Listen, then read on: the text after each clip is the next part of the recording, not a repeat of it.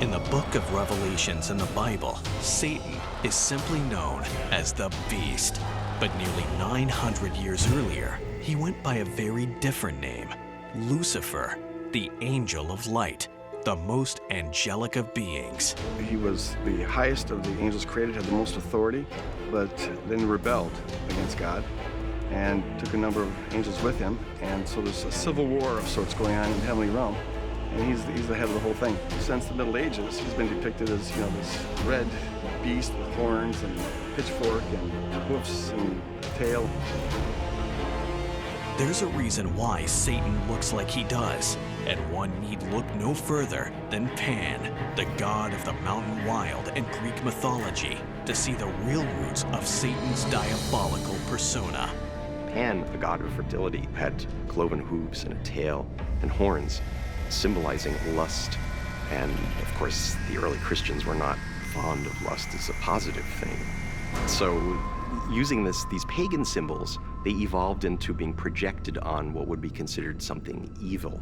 There's something about the fusing of the animal and the human that is terrifying to us. It represents something that we fear might be inside of us, this animalistic side that wants to devour and kill. Pan and Satan fascinated the famous poet Dante, who took liberties with both characters and crafted the Inferno. Dante is a great example of the power of a compelling story.